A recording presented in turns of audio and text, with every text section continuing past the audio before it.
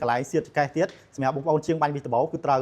ហើយសម្រាប់ការរចនារូបរាងគឺពណ៌នេះគឺពណ៌ប្រផេះអញ្ចឹងគឺអត់ងាយនៅក្នុងការប្រឡាក់ដីទេហើយបងប្អូនបើសិនជាយើងយកទៅធ្វើការបាញ់វីដបោបាញ់អីយើងគ្រាន់ដកក្បាលដោះប្រឡងទៅចេញមកហើយយើងសើកអានេះគឺជាប្រភេទផ្លែស្វានអញ្ចាំងដូចអញ្ចាំងថ្មយើងគ្រាន់ទិញតកូតនេះទិញផ្លែដែលមានគូតប្រភេទនេះអញ្ចឹងយើងគ្រាន់តែសើកចូលគឺបានតែម្ដងអត់ចាំបាច់តក្បាលញ៉ៃទេអញ្ចឹងគឺងាយស្រួលក្នុងការប្រើប្រាស់ឥឡូវបងប្អូនតេស្តជាមួយនឹងការបាញ់វិសវិញនេះបងប្អូនគ្រាន់តែសើកចូលមកនេះផ្លែវិសរបស់យើងគឺប្រើផ្លែវិសខ្នាតវែងតែម្ដងនេះបងប្អូនឥឡូវតេស្តបាញ់ចុចតិចនេះបងប្អូន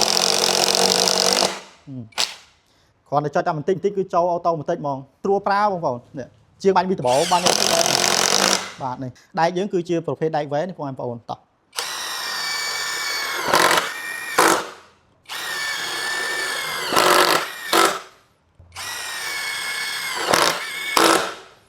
អញ្ចឹងសម្រាប់បងប្អូនជាងមិនថាជាងដែកជាងឈើឬមួយក៏បាញ់វីដបោឬមួយក៏ជាងម៉ូតូជាងឡានអីទេម៉ូដែលមួយនេះគឺធានាថាយកទៅគឺពេញចិត្តតែម្ដងបង